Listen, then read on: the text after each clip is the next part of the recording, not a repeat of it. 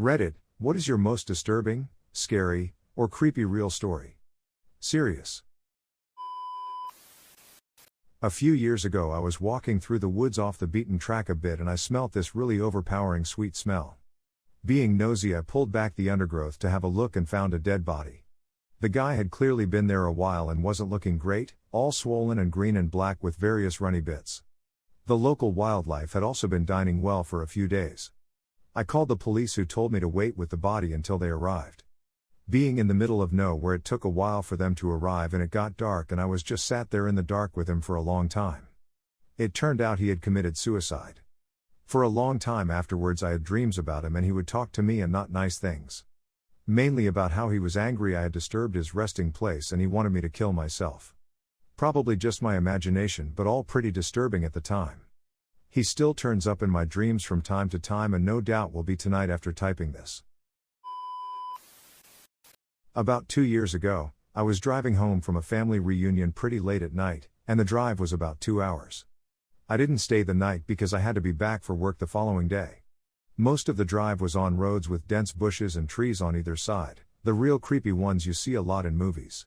Anyway, I had been driving about 45 minutes, and I was starting to get really tired. You know how sometimes you just suddenly become really tired, out of nowhere? Well yeah, that happened to me. I knew I wasn't going to last, but I didn't come across any place that I felt I could park and safely sleep. Anyway, after it became clear to me that I wasn't going to find a place to pull up, and my tiredness wasn't going away, I did something very questionable.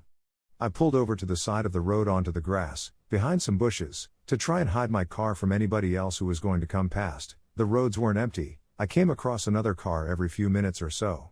I made a mental note that the time was 11:22, and then fell asleep.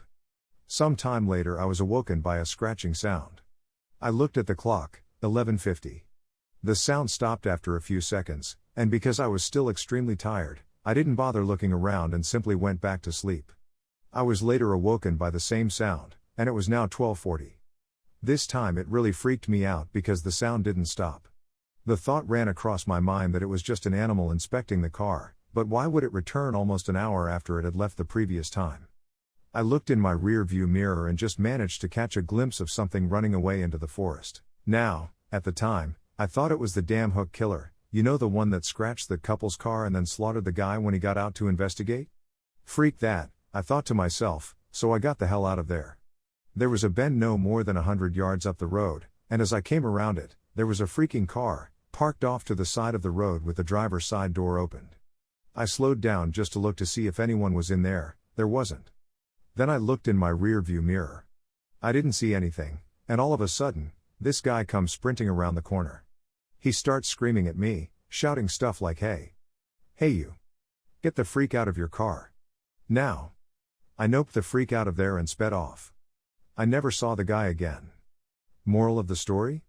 Don't freaking sleep on the side of a deserted road. A few summers ago I went for a bike ride around midnight with a friend. We went our separate ways at the end of the evening and I had about 2 blocks to ride back by myself. Because of construction I had to ride on the sidewalk, but the streets were dead, but it wasn't a problem until right where I was about to turn left onto my street. There was this man walking by himself, maybe 40s, a little scruffy but not homeless. The sidewalk was narrow and I didn't want to freak him out, so when I got about 6 feet behind him I said, "Hey, behind you." And he turned around and gave me this super angry look. I turned down my street and he started to follow me, literally screaming about how I was a freaking and he was going to kill me and all that. I live right off the corner and I didn't want him to figure that out, so I decided to do another loop around the block. That's not the scary part. The scary part is that when I looped back around and looked down the street I saw him standing on my freaking front stoop staring out at the street like the mother F knew I lived there. He saw me ride by again but he didn't say anything. I ended up going back to the friends, but my bike got stolen from the alleyway by the house 2 days later. Edit, the guy in question was definitely not actually homeless.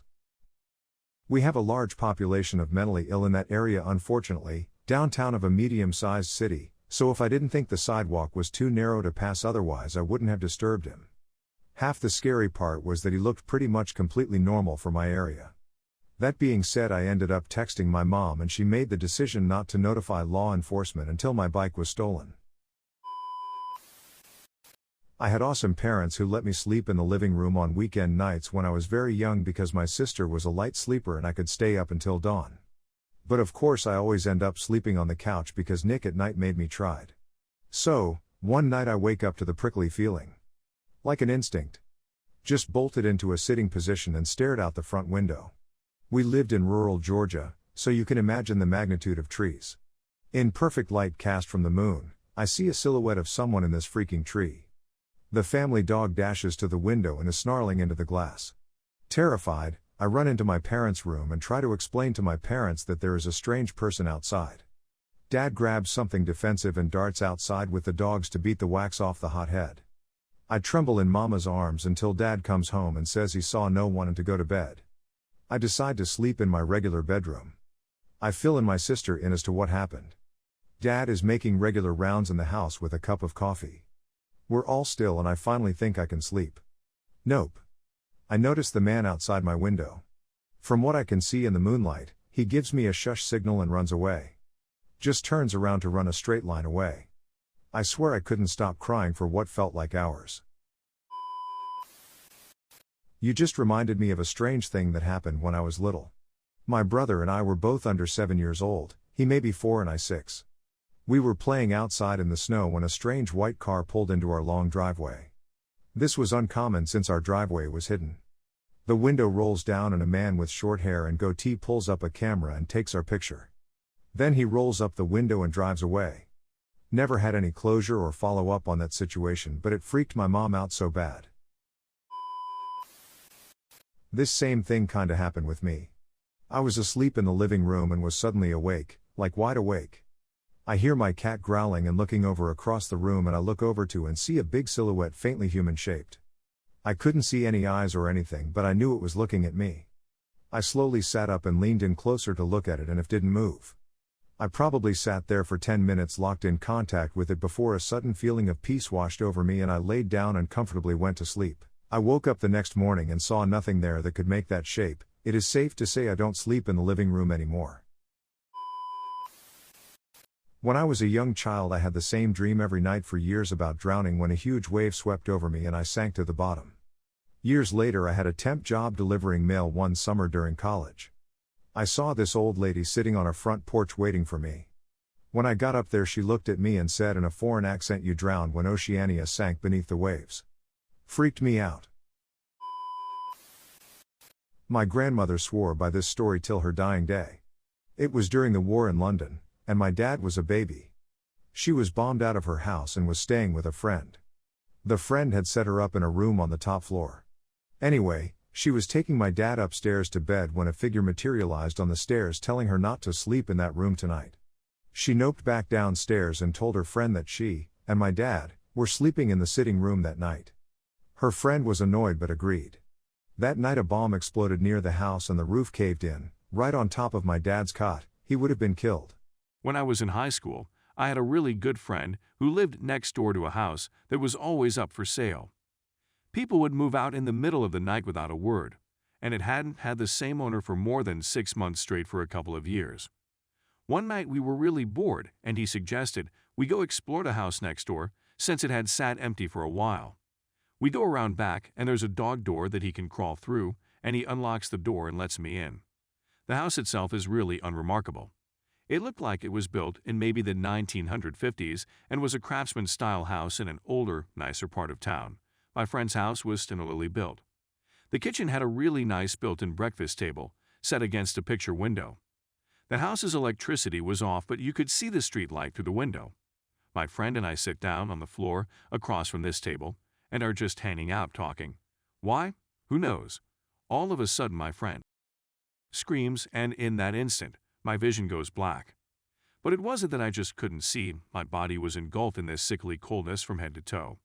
I start screaming and I feel my friend's hand grabbing mine and pulling me in some direction forcefully. My vision slowly comes back, and I start to warm up when I realize that we're outside under the street light. It was December, and should have been much warmer inside of that house. Finally, I look at my friend and he looks scared. I'm really confused and kind of panic myself and finally ask him what happened. He says that as I was talking, a black thing. This figure that was all black and only had the vague shape of a girl crawled out from under the table and sat on top of me. Apparently, I started groping around with my eyes wide open, like I couldn't see, and he was so freaked out he pulled me out of the house. We're still friends, and we bring it up every now and then, but the story itself never changes. And it still sends chills down my spine. To this day, I've never felt such blackness or coldness in my life. It was palpable, almost sticky. For a couple of days afterward, I couldn't shake this unsettling feeling, and I could never walk past that house again. Ugh, I'm scared to get out of bed now. There was a local kid a few years back that would have dreams about a WW2 pilot that was shot down somewhere in the Pacific. In the dreams, he was the actual guy. Really weird stuff. He knew everything about the guy, the ship's name, the pilot's call sign, his best friends, his sister's names. He could even recall conversations that the dead pilot had with his buddies. I think 60 Minutes or something like that had a special on him and checked all the information the kid had about the pilot, and it matched up perfectly. The kid had never read/watched anything about WW2 before. The kid's dad wrote a book about all this stuff, really interesting and creepy.